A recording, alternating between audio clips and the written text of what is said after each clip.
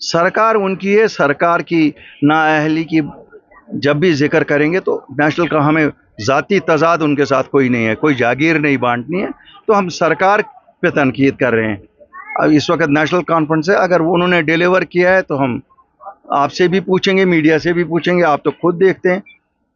चूंकि सरकार की बागडोर उनके पास है, जिस वक्त किसी और के पास थी उनके बारे में बोलते थे, आज इनके पास है। अगर डिलीवर करते तो तारीफों के पुल बांधते, डिलीवर नहीं कर रहे हैं तो हमें तो लोगों की बात करनी है। पर बातों बातों में आपने इशारा दिया कि जबरदस्त मैंडेट नेशनल कॉन्फ्रेंस को साउथ कश्मीर से मिला, लेकिन खासकर अनंतनाग से। लेकिन जब कैबिनेट की बात आती है शायद नुमाइंदगी अनंतनाग से नहीं। सच बात यही है, आप मुझे बताइए, 7 सीटें अनंतनाग जिला ने इनको दे दी, क्या कोई नुमाइंदगी हुई है? अगर नुमाइंदगी है मैं अपने अल्फाज वापस लूंगा। सर, आउटसोर्सिंग के हवाले से जो जॉब्स है, क्या आपको लगता है कि जहां इल्जामात और जवाबी इल्जामात लग रहे हैं Peoples Democratic Party National Conference पे, आपकी पार्टी भी नेशनल कॉन्फ्रेंस पे, तो क्या कहेंगे इन जॉब्स के हवाले से होना क्या चाहिए? तसद्दुक साहब, 2 चीजें हैं, मैं बड़ा खुल के कहता हूं।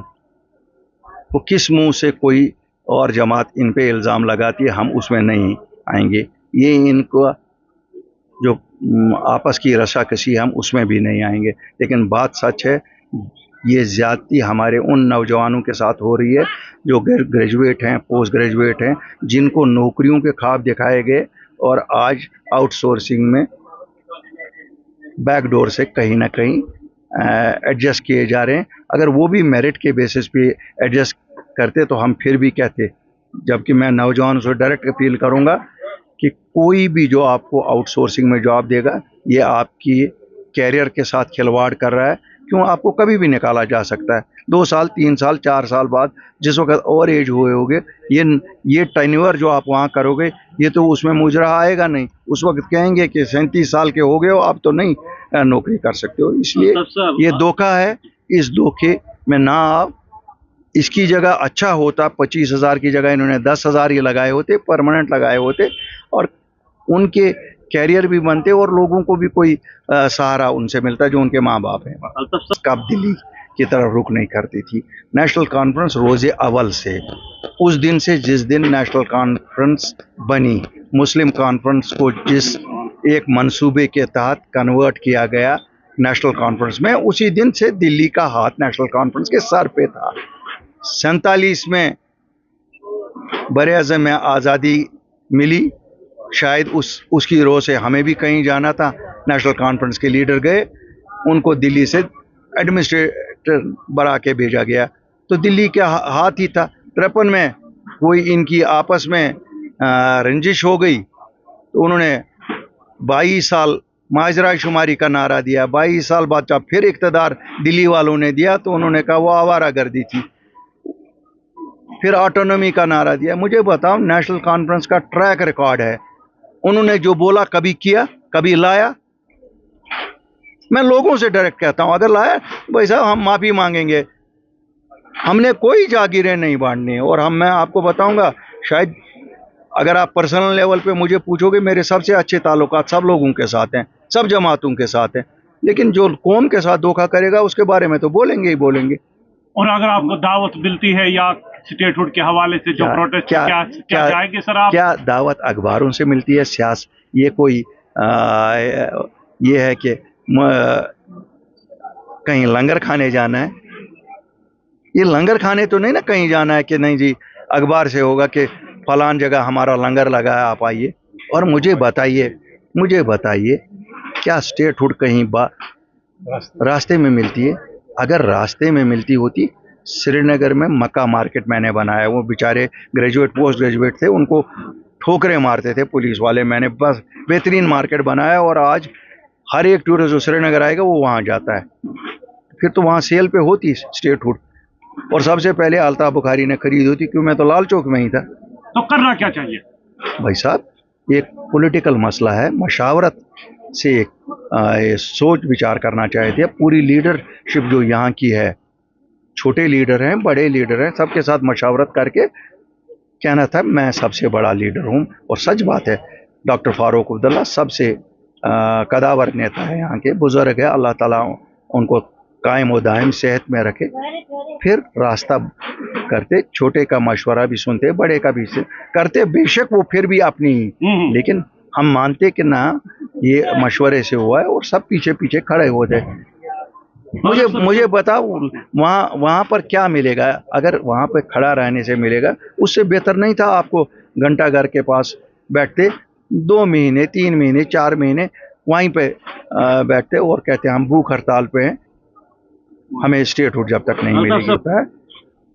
उम्र के तकाजे में वो बोला। कल उन्होंने कहा कि सबको हमने दावत दी, और अखबारों के जरिए ही सुना सबको दावत दी, इसलिए इन चीज़ों का बुरा मानना नहीं चाहिए। वो बुजुर्ग हैं, मुझे नहीं लगता बुजुर्ग की किसी बात को सीरियस लेना चाहिए, क्यों पता ही नहीं है क्या बोलते हैं। आखिरी सवाल सर, आपने तकरीर में बातों बातों में इशारा किया नजरबंद नौजवानों के हवाले से, सर खुल के बताइएगा, any sort of appeal you want to make to the Tasadduq साहब, अगर लोगों ने हमारी जमात के मैनिफेस्टो को पढ़ा होता, उसमें हमने मोटे अल्फाजों में लिखा था कि अगर हमारी जमात हुकूमत में आती है, 31 अक्टूबर को हम आम माफ़ी का दिन ऐलान करेंगे, यानी कि 31 अक्टूबर को हम आम माफ़ी का ऐलान करते। जितने नौजवानों को जिन केसों में, सच्चे या झूठे केसों में, एक एफिडेविट जो अदालत से उनको देना पड़ता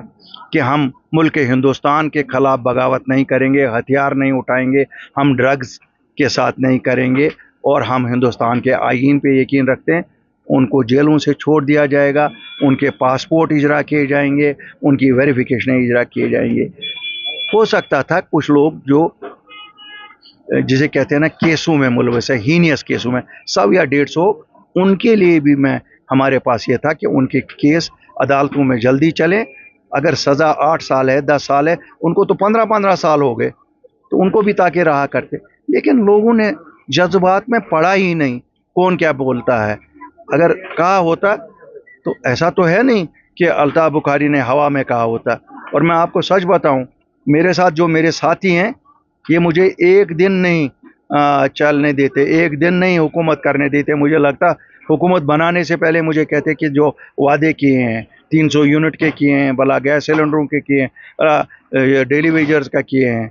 आपने देखा है जिनका मुस्तकम इरादा होता है, आपने अभी देखा नहीं तमिलनाडु का वजीर आला आया, चीफ मिनिस्टर आया, और वो होने को तो एक्टर है। ये तो कोशिश करते हैं एक्टिंग करने की, वो तो एक्टर, पेशे से एक्टर है, लेकिन उसने पहले दिन में 4 बड़े वादे पूरे किए। मैं आपको वसूख से कहता हूं कि आज तक 20 महीने में लोग, शायद जितने हमारे लीडर हैं ना, इनके घरों के बाहर तांता ही नहीं टूटता। क्यों? ये कहते ये भी सच है कि 74 साल के बाद कोई ऐसे लोग, कोई ऐसी जमात आई जो उन्होंने कहा इलेक्शन में वो एक एक करके पूरा कर रहे हैं। अफसोस, अल्लाह को मंजूर था जम्मू कश्मीर के लोगों को और सज़ा देना, तो जालिम फिर सर पे आ गए। इसी जुल्म को सर से उतारने के लिए तसद्दुक साहब हम शुरू करेंगे। यहाँ हमने नॉर्थ और सेंट्रल कश्मीर में किया, यहाँ भी करेंगे, गांव-गांव जाएंगे। हमें पता है यहाँ हमें बहुत मेहनत करनी है, क्यों यहाँ इन दोनों जमातों ने ऐसा लोगों में अपने आप को खड़ा रखा है कि लोग सुनने को तैयार ही नहीं है। मैं तो फिर भी आज मुजफ्फर साहब को मुबारक देता हूं कि इन्होंने फिर भी एक रेस्पेक्टेबल गैदरिंग यहाँ की। हम तो 10-10 लोगों के पास भी जाएंगे, अगर 10-10 भी जमा नहीं होंगे घर घर जाएंगे। क्यों? कश्मीर की एक खास बात है, यहाँ घर के बाहर जिसके गए कोई निकालेगा नहीं। पॉलिटिशियन ये लोग हैं जो धोखा देते हैं लोगों को। पॉलिटिशियन आज गाली बनी है। क्या हमारे अभी भी यहाँ की आवाम बेबस नजर आ रही है ही बेबस।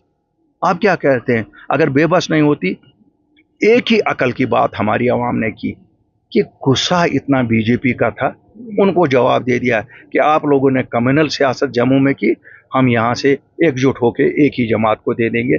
उनसे जो 5 अगस्त को उन्होंने जैसे सरेराह हमारे कपड़े उतारे थे, उनसे बदला तो लिया। एक बात तो मुबारकबादी उस चीज़ के लिए, लेकिन उनसे बदला लेते लेते ये नहीं पता थी उनको कि हम अपने घर को ही आग लगा रहे हैं।